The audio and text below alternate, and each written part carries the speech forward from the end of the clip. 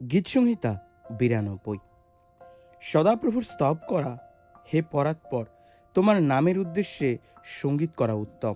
প্রাতকালে তোমার দয়া ও প্রতি রাত্রে তোমার বিশ্বস্ততা প্রচার করা উত্তম।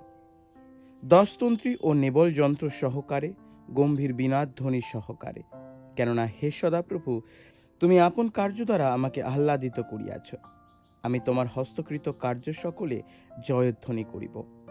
সদাপ্রভু, তোমার কার্য সকল কেমন মহৎ, তোমার সংকল্প সকল অতি গভীর। নরপশু জানে না, নির্বোধ ইহা বুঝে না। দুষ্টগণ যখন তৃণের ন্যায় অঙ্কুরিত হয়, অধর্মচারী সকলে যখন প্রফুল্ল হয়, তখন তাহাদের চির বিনাশের জন্য এইরূপ হয়। কিন্তু সদাপ্রভু, তুমি অনন্তকাল ঊর্ধ্ববাসী। কেননা দেখো, তোমার শত্রুগণ, হে সদাপ্রভু, দেখো তোমার শত্রুগণ বিনষ্ট হইবে, অধর্মচারীরা সকলে ছিন্ন ভিন্ন হইবে। কিন্তু তুমি আমার শৃঙ্গগবয়ের শৃঙ্গপদ উন্নত করিয়াছ। আমি নব তৈলে অভিষিক্ত হইয়াছি, আর আমার চক্ষু আমার শত্রুদের দশা নিরীক্ষণ করিয়াছে। আমার কর্ণ আমার বিরোধী দুরাচারগণের দশা শুনিতে পাইয়াছে।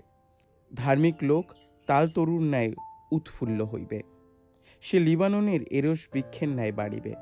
যাহারা সদাপ্রভুর বাটিতে রোপিত, তাহারা আমাদের ঈশ্বরের প্রাঙ্গণে উৎফুল্ল হইবে। তাহারা বৃদ্ধ বয়সেও ফল উৎপন্ন করিবে।